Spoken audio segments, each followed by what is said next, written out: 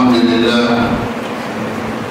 لله رب العالمين القائل في كتابه العزيز يا أيها الذين آمنوا ادخلوا في السلم كافة ولا تتبعوا خطوات الشيطان إنه لكم عدو مبين وأشهد أن لا إله إلا الله وحده لا شريك له وأشهد أن محمدا عبده ورسوله صلوات ربي وسلامه ورحمته وبركاته عليه وعلى آله وأصحابه أجمعين أما بعد واتقوا الله أيها المسلمون واسعوا إلى تحقيق إيمانكم به وبوعده ووعيده وتعلموا دينكم وعيشوا في ضوئه تفوزوا بسعادة الدنيا والآخرة.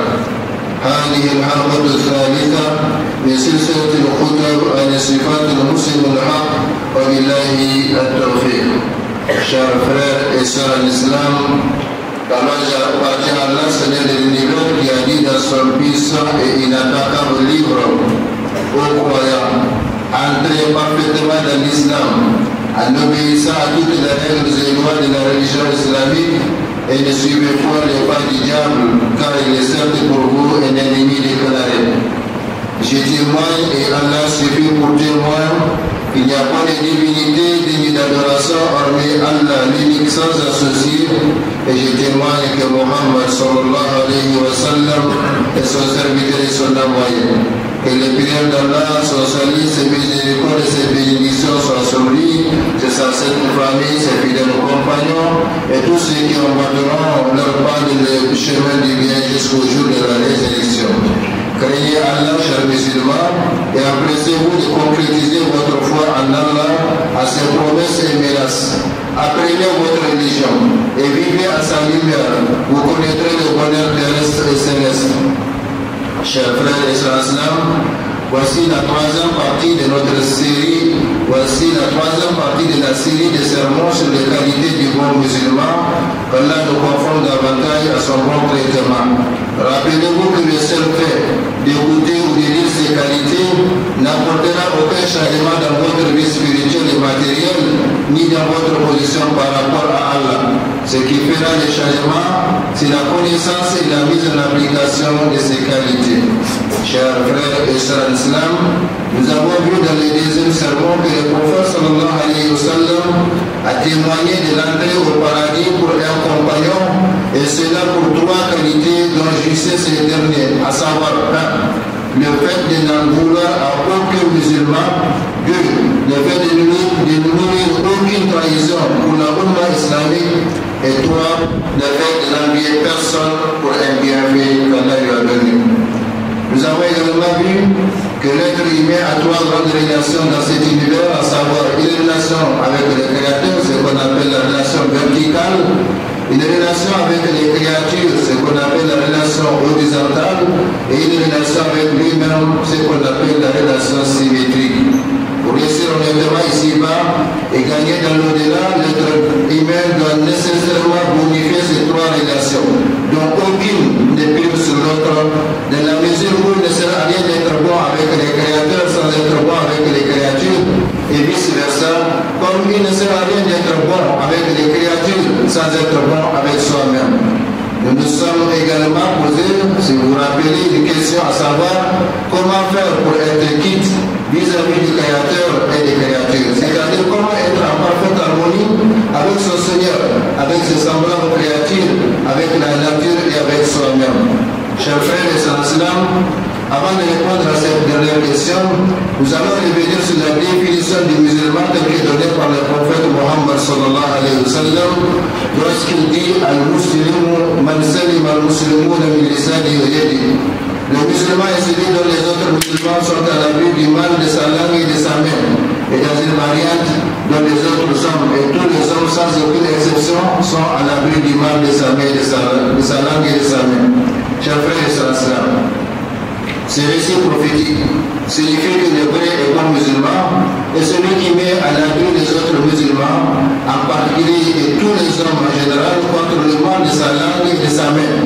Il les protège du mal de sa langue en s'abstenant de les dénigrer, de les calomnier, de les critiquer, de les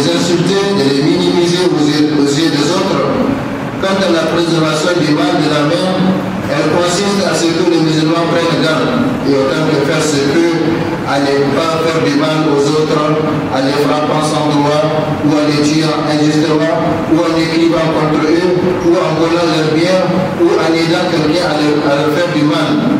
Ainsi, les musulmans est celui qui protège les autres, dans leur personne physique et morale, dans leurs biens et dans leur honneur. Mais où sont les musulmans aujourd'hui par rapport à cette définition?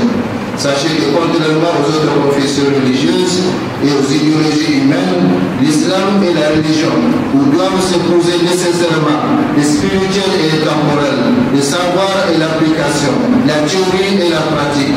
L'islam exige que l'intérêt et l'extérieur de l'homme soient identiques, que ses paroles et ses actes aillent ensemble et que le comportement et l'idéal soient conformes. Malheureusement, combien de musulmans ignorent les enseignements et l'esprit de l'islam, d'où leurs agissements et comportements contraires à la ligne de conduite que le Seigneur leur a tracée.